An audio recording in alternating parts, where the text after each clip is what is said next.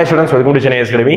பெண்களாய் பிறப்பதற்கு நல்ல மாதவம் செய்திடல் வேணும் அப்படின்னு சொல்லிட்டு கவிமணியோடைய அதாவது ஒரு கொட்டேஷனோட நம்ம ஸ்டார்ட் பண்ணலாம். ஓகேங்களா? ஒரு கொட்டேஷன்லாம் வந்து ஒரு புதியசான ஒரு கொட்டேஷன் தான் நமக்கு.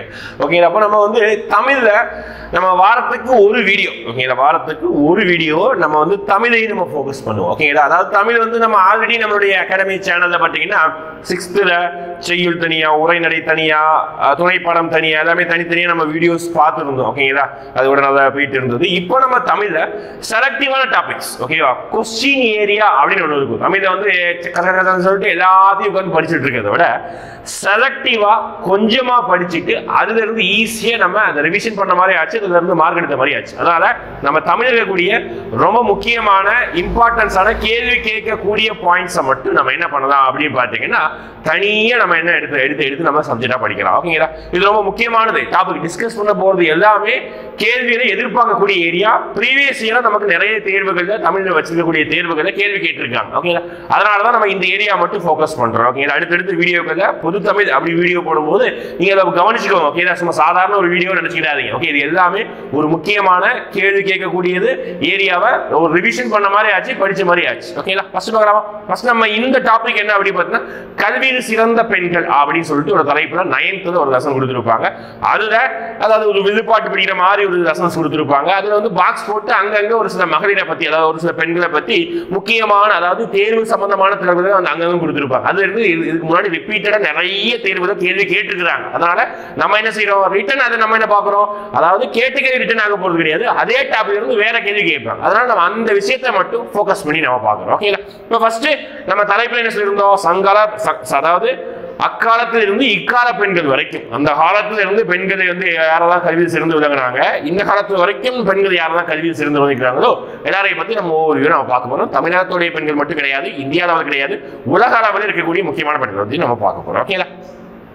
ஃபர்ஸ்ட் நம்ம பார்க்க போறது தமிழ். எப்பவுமே தமிழ் இருந்து நம்ம ஆரம்பிக்கலாம். அதன் அடிப்படையில சங்ககால பெண் புலவர்களை பத்தி பார்க்க போறோம். சங்க காலம்னா எப்ப சார் அப்படின்னு பாத்தீங்கன்னா அதாவது பொது ஆண்டுக்கு முன்பு அப்படி சொல்லுவோம். பொது ஆண்டுக்கு முன்பு 300 இருந்து பொது ஆண்டுக்கு பின்பு 300 வரைக்கும். ஓகே, அப்போ 300 இருந்து 300 அப்படி ஒரு ரேஞ்சில் வந்து சங்க காலம் இருக்குது. தமிழ்நாட்டுடைய பொற்காலம் என்று சொல்லக்கூடிய காலம், தமிழ்நாட்டுடைய சங்க இலக்கியங்கள் காலத்துல அதிகமாக படைக்கப்பட்டது. அப்ப அந்த காலத்துல பெண்களும் படித்திருந்திருக்கிறாங்க, பெண்கள் புலவராகவே இருந்திருக்கிறாங்கிறது நமக்கு ஒரு எடுத்துக்காட்டு. ஓகே, நிறைய சங்க இலக்கியங்களை பெண்பார் புலவர்களும் என்ன பண்ணிருக்காங்கன்னா ஏற்றிருக்காங்க. அதுல இருந்து நம்ம ஒரு சில பெண் புலவர்களுடைய பெயர்களை நம்ம பார்க்கலாம். ஓகே, இவங்க தான் வந்து சங்ககால பெண் புலவராக கருதப்படுகிறார். ஃபார் எக்ஸாம்பிள் நமக்கு எல்லாமே தெரிந்தவர், ஓகே, ஔவையார் சொல்லிட்டா 3 ஔவையார் வந்து தமிழ் இலக்கியத்தில் நம்ம படிப்போம். ஓகேடா, ஆத்திச்சுடி பாடி ஔவையார், ஓகே, புறநானூறு பாடி ஔவையார், ஓகே, இக்கால ஔவையார் சொல்லிட்டு நிறைய வகையான ஔவையார் இருப்பாங்க. ஆனா நமக்கு மெயினா ஒரு ஔவையார் அப்படின்னு சொல்லி பேர் சொல்றோம். அடுத்து ஒக்கூர் மாசாத்தியார், அடுத்து ஆதி மந்தியார், அடுத்து வெண்ணி குயத்தியர், பொன்முடியர், அடுத்து அல்லூர் நன்முளையார், அடுத்து நக்கண்ணையார், காக்கை பாடினியார், கேள்விப்பட்டிருக்கோம், காக்கை பாடினியார், அடுத்து வெள்ளி வீதியார், காவர் பெண்டு, புறநானூறு பாடலை படிச்சிருப்போம், காவர் பெண்டு, அடுத்து நப்சல்லையார். ஓகே, இவங்க எல்லாருமே சங்க காலத்துல பெண்பார் புலவர்கள். இவர்கள் இயற்றிய நிறைய நூல்கள், ஃபார் எக்ஸாம்பிள் நான் சொன்னேன் காவர் பெண்டு, காக்கை பாடினியார் நூல்கள் தான் பார்த்தீங்கன்னா அந்த பாடல்கள் தான் பார்த்தீங்கன்னா ஸ்கூல் புக்லயே நம்ம கொடுத்துருப்பாங்க. அப்போ நீங்க வந்து தமிழ் படிக்கும் போது படிச்சிருப்பீங்க. ஓகே, இப்ப சங்ககால பெண்பார் புலவர்கள் அப்ப பாருங்க, சங்க காலத்திலேயே இவ்வளவு பெண்கள் படித்தவர்களாக இருக்கிறாங்க. ஓகே, ஆண்கள் மட்டுமே புலவராக இருந்தது கிடையாது, பெண்களும் புலவராக இருந்திருக்காங்க. அதுலயும் ஔவையாருக்கு என்னது அரிய வகை நெல்லிக்கனி யார் ஈந்திருப்பா அப்படின்னு பாத்தீங்கன்னா அதிகமான ஈந்திருப்பார். ஓகே, எதுக்காக கொடுத்திருக்காரு அப்படின்னு பாத்துக்கிட்டீங்கன்னா அதாவது இப்போ நான் வாழ்ந்தால் ஒரு நாடு நல்லா இருக்கும், அதாவது அந்த அரிய நெல்லிக்கனி அது வந்து ரொம்ப காலம் நம்மளை வந்து உயிரை நீட்டித்து வைக்கும். ஓகேங்களா? இங்க என்ன ஆச்சு அப்படின்னு பாத்தீங்கன்னா அந்த நெல்லிக்கனியை நம்ம கிடைச்சா நம்ம சாப்பிட்டுருவோம். ஆனா அந்த மன்னர் அதியமான் தான் சாப்பிடாம ஔவையார் கொடுத்தா தமிழ் இன்னொரு பல 100 ஆண்டுகள் நல்லா வளருமே அப்படின்னு சொல்லிட்டு தமிழ் வந்து ஔவையாருக்காக அந்த நெல்லிக்கனி கொடுக்குற அளவுக்கு ஔவையார் வந்து எந்த அளவுக்கு தமிழ் மீது தமிழை வந்து நிறைய இலக்கியங்களை படுத்திருப்பாரு பார்த்துக்கோங்க. ஓகேங்களா? அப்போ ஔவையார் அக்காலத்துல இருந்தும் இக்கால வரைக்கும் நமக்கு பிரபலமானவர் தான். ஓகே, இவ்வளோ பெண்பார் புலவர்கள் சங்க காலத்தில் இருந்திருக்காங்க. ஓகே, அடுத்து நம்ம பார்க்க போறது அடுத்து நம்ம பார்க்க போறது பெண்மையில் ஒரு புரட்சியை செய்தவர். டாக்டர் முத்துலட்சுமி அப்படின்னு சொல்லக்கூடிய ஒரு நபரை பத்தி பார்க்க போறோம். ஓகேங்களா, பெண்மை புரட்சி அப்படின்னு சொல்லிட்டு ஓகே.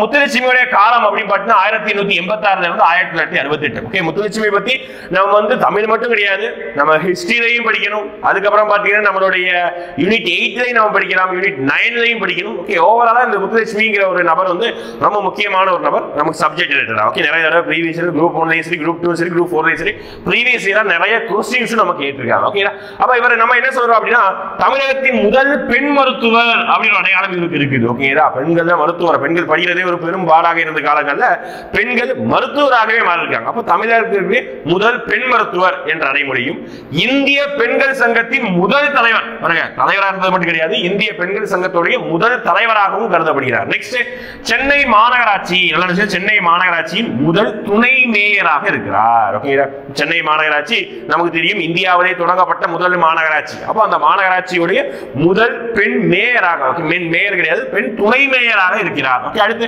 சட்ட மேலவை. ஓகே, அந்த காலத்துல இருந்து இந்த காலம் வரைக்கும் இந்த காலம் கிடையாது. அப்போ வந்து சட்டமன்றம் ரெண்டா பிரிக்கப்பட்டு சட்ட மேலவை இன்னொன்னு சட்ட கீழவை அப்படின்னு சொல்லிட்டு ரெண்டா இருக்குது. ஓகேங்களா, இங்க வந்து நம்ம சட்ட மேலவைக்கு தேர்ந்தெடுக்கப்பட்ட முதல் பெண்மணியாகவும் இவர் கருதப்படுகிறார். ஓகேங்களா, அப்போ நிறைய ஒரு பேராகிராஃப்ல நிறைய பயன்படுத்துகிறோம். தமிழகத்தின் முதல் பெண் மருத்துவர், இந்திய பெண்கள் சங்கத்தின் முதல் பெண் தலைவர், சென்னை மாநகராட்சியின் முதல் துணை மேயர், சட்டமேலவைக்கு தேர்ந்தெடுக்கப்பட்ட முதல் பெண்மணியும் கூட.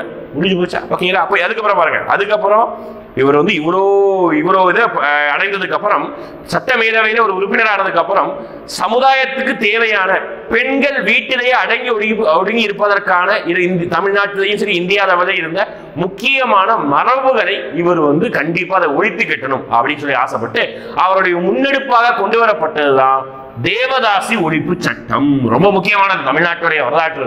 தேவதாசி முறைகிறது வந்து பெண்களுக்கு இழைக்கப்படக்கூடிய மிகப்பெரிய அநீதிகள்ல ஒரு அநீதி, நிறைய அநீதி நடைபெறுகிறது. அதுல ஒரு அநீதி தான் என்னது? தேவதாசி ஒழிமுறை. அடுத்து பாருங்க, இருதார திருமண சட்டம். அதாவது ஆண்கள் வந்து போலிகேமி அப்படின்னு சொல்லுவாங்க. ஓகே, ஆண்கள் வந்து பலதாரம் அதாவது இருதாரம் திருமணம் தான் பண்ணாங்க. இதனால பாதிக்கப்படக்கூடியது பெண்களாக இருந்தார்கள். ஓகே, இருதார திருமண சட்டம். பெண்களுக்கு சொத்துரிமை மிகப்பெரிய ஒரு முன்னெடுப்பு. இந்தியாவிற்கே நம்ம தான், தமிழ்நாடு தான் ஒரு மிகப்பெரிய ஒரு முன்னோடியாக திகழ்ந்தது. பெண்ணுக்கு சொத்துரிமை வழங்கும் சட்டம், குழந்தை திருமண தடை சட்டம், எல்லாமே பெண்களுக்கு எதிரான அநீதிகள் தான். இது எல்லாமே ஓகே, அதுக்கு சட்டம் நிறைவேற்றுவதற்காக ஒரு காரணமாக இருந்தது யாரு அப்படின்னு பார்த்தீங்கன்னா நம்மளுடைய முத்துலட்சுமி ரெட்டி. அதுல மெயினான தேவதாசி ஒழிப்பு முறை சட்டத்துக்கு இவங்களுடைய முயற்சி வந்து ரொம்ப பெரிய முயற்சி. ஓகே, அடுத்து அடையாற்றில் 1930 அவ்வை இல்லம் தொடங்கினார். ஓகே, ரொம்ப முக்கியமானது. அடையாறுல என்னது? சென்னை அடையாறுல அவ்வை இல்லம் சொல்லிட்டு 1930 தொடங்கியிருப்பார். அடுத்து பாருங்க, இவங்களுடைய சிஸ்டர், இவருடைய தங்கச்சி வந்து பாத்தீங்கன்னா புற்றுநோயால் ரொம்ப பாதிக்கப்பட்டு இருந்ததுனால் என்ன பண்ணிருப்பாங்க, 1952 புற்றுநோய் மருத்துவமனை ஆகியவற்றை நிறுவினார். இதை ஓபன் பண்ணுவதற்காக நம்மளுடைய அந்த டைம் நம்மளுடைய பிரதமர் ஜவஹர்லால் நேருவே வந்து வந்திருப்பார். ஓகேங்களா, 1952 புற்றுநோய் மருத்துவமனை. அப்போ எவ்வளவு ஃபேக்ட் பாருங்க, ஒரு பேராகிராஃப் அப்படிதான் நம்ம நினைப்போம். ஆனா அந்த ஒரு பேராகிராஃப்லயே நம்ம கொஸ்டின் ஏரியாவை நம்ம எவ்வளவு ஃபேக்ட் எவ்வளவு தகவலை நம்ம பார்த்துட்டு இருக்கோம் பாருங்க. முதல் பெண் மருத்துவர், சங்கத்தின் முதல் தலைவர், மாநகராட்சி முதல் துணை மேயர், சட்ட மேலவை தேர்ந்தெடுக்கப்பட்ட முதல் பெண்மணி, அடுத்து தேவதாசி ஒழிப்பு முறை சட்டம் சட்டம் கொண்டு வந்தாரு. அடையாறுல 1930 அவ்வை இல்லம், 52 புற்றுநோய்க்காக மருத்துவமனை. இவ்வளவு தகவல்கள் இந்த ஒரு பெண்மணியை பற்றி மட்டுமே. ஓகேங்களா, ரைட். நெக்ஸ்ட் பார்க்கலாமா? அடுத்த பெண்மணி பார்க்கலாமா? அடுத்து பெண்மை உயர்வு. அதாவது ஒவ்வொரு பெண்களையும் நம்ம ஒவ்வொரு பெயர் சொல்லி கூப்பிட்டு பெண்மை உயர்வு, அதாவது பெண்களிலேயே படித்தவர்கள் அதிகமா இருக்கக்கூடிய விஷயங்கள்ல சில நாடுகள் இருக்குது. அதுல பண்டித ராமாபாய் அப்படின்னு சொல்லிட்டு ஒரு நபர் நம்ம சொல்றோம். 1858 இருந்து 1922 இவருடைய காலம். இவர் சமூக தன்மார்வலர். நிறைய சமூகத்திற்கான நிறைய தொண்டுகளையும் பெண்களுடைய முன்னேற்றத்திற்காக இவர் நிறைய வந்து முயற்சி எடுத்திருக்காரு. தடைகளை மீறி கல்வி கற்று ஏகப்பட்ட தடை இருந்தது, இவங்க படிக்கக்கூடாது என்பதற்காக ஏகப்பட்ட தடைகளையும் தாண்டி இவங்க படித்து நிறைய பெண்களையும் சமுதாயத்திலையும் இருக்கக்கூடிய அநீதிகள் எல்லாத்தையும் எதிர்த்து போராடினாங்க. ஓகேங்களா, அடுத்து பாருங்க, கல்வி கற்று பண்டிதர் ஆகியவர் பெண்களின் உயர்வுக்கு துணை நின்றவர். அந்த இடங்கள்ல பெண்களுக்கு உயர்வுக்காக துணை நின்றவர்கள் சில பேர் தான் இருப்பாங்க. அது இவங்களும் ஒருத்தர். ஓகே, சிம்பிளான பாயிண்ட் இருக்காங்க. பண்டித ராமாபாய். நெக்ஸ்ட் அடுத்து பெண்மை துணிவு. ஓகேங்களா, ஒவ்வொரு தலைப்புல பாருங்க. பெண்மை ஒரு துணிவுங்கிற தலைப்புல யாரை பத்தி பேசுறோம்னா மூவலூர் ராமாமிர்தம் அம்மையார் அப்படின்னு சொல்லுவோம். 1883 இருந்து 1962 வரைக்கும் இவருடைய காலம். பெரியாருடைய சக காலத்துல இவர் வாழ்ந்திருக்காங்க. ஓகேங்களா, இவரை பொறுத்த வரைக்கும் தமிழகத்தின் சமூக சீர்திருத்தவாதி. ஓகே, பெரியாரு கூட மிக முக்கியமான பங்காற்றுகளாக நிறைய விஷயங்களை இவர் பார்ட்டிசிபேட் பண்ணியிருக்காரு. எழுத்தாளர் கூட, திராவிட இயக்க அரசியல் செயல்பாட்டாளரும் கூட, தேவதாசி ஒழிப்பு சட்டம் நிறைவேற துணை நின்றவர். ஓகே, ரொம்ப ரொம்ப மிக முக்கிய துணை நின்றவராக இருந்தவர். நம்ம முத்துலட்சுமி ரெட்டியும் பார்க்கிறோம். தேவதாசி ஒழிப்பு முறை சட்டத்துக்கு ராமாமிர்தம் அம்மையார் துணை நின்றிருக்கார். தமிழக அரசு 8ஆம் வகுப்பு வரை படித்த இளம் பெண்களுக்கான திருமண உதவித்தொகை இவரது பெயர் தான் வழங்குறாங்க. ஓகே, தமிழக அரசு வந்து பாத்தீங்கன்னா 8ஆம் வகுப்பு வரை படித்தவர்களுக்கும் அதுக்கு மேல பேசிக்கா 8ஆம் கிளாஸ் வரைக்கும் படிச்சிருந்தா அவங்களுக்கு திருமணத்திற்காக உதவித்தொகை கொடுப்பாங்க. சில ஆயிரங்கள் கொடுப்பாங்க. நிறைய விஷயங்கள் கிடப்புல போட்டாங்க. இருந்தாலும் அந்த திட்டத்திற்கு யாருடைய பேரில் வழங்கப்பட்டதுன்னா மூவலூர் ராமாமிர்தம் அம்மையார் திருமண உதவி திட்டம் என்கிற தலைப்புல தான் இந்த திட்டமே வழங்கப்பட்டது. ஓகே, ரொம்ப முக்கியமான ஒரு பெண்மணி. ஓகேங்களா, திராவிட அரசியல், திராவிட இயக்கத்தில் ஒரு முக்கிய பங்கெடுப்பு. பெரியார் கூட வந்து நிறைய இடங்களை பயணம் செய்து நிறைய முன்னெடுப்புகளையும் தமிழகத்தில் நிறைய சீர்திருத்த இயக்கங்களையும் இவர் பார்ட்டிசிபேட் பண்ணியிருக்காங்க. ஓகேங்களா, அடுத்து பாருங்க. அடுத்து ஒரு மருத்துவரை பத்தி பார்க்க போறோம். எஸ், வேலூருக்கே சிறப்பு அப்படின்னா சிஎம்சி சொல்லுவோம். அந்த சிஎம்சி உடைய ஃபவுண்டர் தான். ஓகே, பெண்மை சிறப்பு அப்படின்னு நம்ம சொல்றோம். ஓகே, ஐடா சோபியா ஸ்கடர். ஓகே, 1870 இருந்து 1960 90 வயசு வரைக்கும் வாழ்ந்திருக்காங்க. பெண்கள் மருத்துவராவதை மருத்துவ உலகமே விரும்பாத காலத்தில் மருத்துவராகி தமிழகத்திற்கு வந்து வேலூரில் இலவச மருத்துவம் அளித்தார். அதுதான் ஹாஸ்பிட்டல் சிஎம்சி அப்படின்னு சொல்லிட்டு ஹாஸ்பிட்டல் வச்சு பெரிய அளவுக்கு வந்து முயற்சி பண்ணியிருக்காங்க. ஓகே, ஐடா சோபியா ஸ்கடர். Okay, next. அடுத்து பெண்மை அறிவு. அதாவது ஆக்சுவலா வந்து நம்ம ஒரு சில வரலாற்றுல ஒரு சில விஷயங்கள் வந்து அப்படியே மாறிடும். அப்படிதான். ஓகே, நம்ம வந்து ஆசிரியர் தினமாக வேற யாரோ இல்ல, ராதாகிருஷ்ணன் அவர்களுடைய பிறந்த நாளை வந்து நம்ம கொண்டாடி இருக்கோம். ஆனால் ஒரு சில பேர்கள் ஒரு சில வாய்ஸ் சொல்றது என்ன அப்படின்னு பாத்தீங்கன்னா, நம்ம ஒவ்வொரு வருடமும் டீச்சர்ஸ் டே ஆசிரியர் தினமாக கொண்டாடப்படக்கூடிய நாளாக இவங்களுடைய பிறந்த நாள் தான் இருக்கணும் அப்படின்னு சொல்லிட்டு கொஞ்சம் சொல்றவங்களுடைய விஷயங்கள் இருக்குது. என்ன பார்க்கலாம். பெண்மை அறிவு. சாவித்திரிபாய் பூலே 1831 இருந்து 1897, 1848 பெண்களுக்கான தொடங்கப்பட்ட பள்ளியில் ஆசிரியராக பணியாற்றியவர். இவரே தமிழ்நாட்டின் முதல் பெண் ஆசிரியர் என்றும் அழைக்கப்படுகிறார். ஓகே, பாருங்க. அதாவது 1858-48 பெண்களுக்காகவே தொடங்கப்பட்டதுதான் முதல் பள்ளிக்கூடம். அந்த பள்ளிக்கூடம் இவங்க தான் உருவாக்குனாங்க. ஓகேங்களா, இவங்களும் அவங்களுடைய கணவன், ஓகேங்களா, அவரும் பார்த்தீங்கன்னா ஜோதிபா பூலே, இவங்க 2 பேரும் சேர்ந்து தான் ஆக்சுவலாக அந்த பள்ளிக்கூடமே உருவாக்கியிருப்பாங்க. பம்பாய் மாகாணங்கள், பூனை மாகாணங்கள்ல பார்த்தீங்கன்னா பூனை பகுதியில் நிறைய பெண்களை வந்து படிக்கக்கூடாது வச்சிருந்த இடங்கள்ல இருந்து அந்த பெண்களை வந்து படிக்க வச்ச பெருமை இவங்களுக்கு தான் சேரும். ஓகேங்களா, இவரே நாட்டுடைய முதல் பெண் ஆசிரியர்னு சொல்றாங்க. இப்ப எந்த அளவுக்கு யோசிச்சு பாருங்க. அதாவது பெண்கள் படிக்கிறதே பெரும்பாலாக இருந்த காலங்களில் படித்து ஆசிரியராக மாறி பல பேருக்கு ஸ்கூல் அமைச்சு பல பேருக்கு கல்வி கற்றிருக்காங்கன்னா அப்ப எந்த அளவுக்கு இவங்க சிறந்த பெண்மணி இருப்பாங்க. அதனாலதான் இவங்களுக்கு பெண்மை அறிவு என்கிற பட்டம் வந்து சூட்டப்படுகிறது. ஓகேங்களா, நெக்ஸ்ட்.